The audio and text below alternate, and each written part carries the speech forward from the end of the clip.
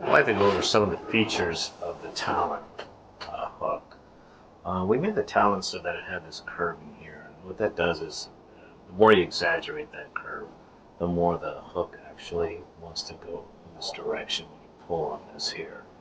The tip is a replaceable tip. It is very sharp because we want it to be able to go into cinder block, and because most government buildings are cinder block, I think it's very important that we can go right into it. It only takes 2 pounds of force to drive this thing. It auto rotates, and that's what you should be looking for a hook. So replaceable tip, it's only like $10 for replacing it. So if you're going to be buying something for yourself, it makes more sense to buy something like this, replaceable tip version, than having something that you couldn't really practice with, because some aluminum hooks will actually start to burr up. I'm going to show you 3 things you should look at when you're looking at an anchor. And in reality, the anchor is probably the most important thing in a bailout system. Without an anchor, all the descent devices, the belts, harnesses mean nothing if you're not secure with an anchor. And you really need one that's almost 100% at the windowsill. I'm going to bring in something that looks like a windowsill. This is the dimensions. This is the bash of the window. I'm going to turn it up. And you should be looking at stuff like this when you're looking at a hook.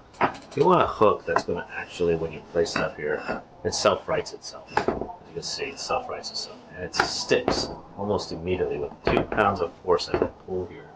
2 pounds of force. And if I take it at an angle, it's staying in place. Those are pretty much what the criteria you want. You want to be able to stick it really quickly. This happens to be tiger wood, which is a very, very piercing wood.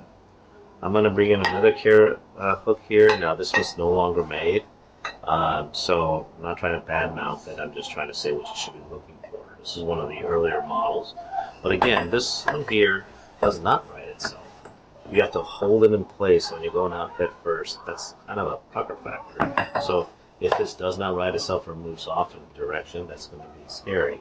But when I put my force, it doesn't stay.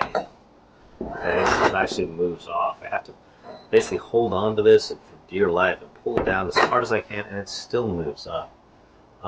What's scary is that if it moves up like this, as I'm showing you, I'm going to turn it in this direction. If it's just up here like this, you're really pulling on a lighter wood here. These are just stapled in. It's usually pine, and that can rip off.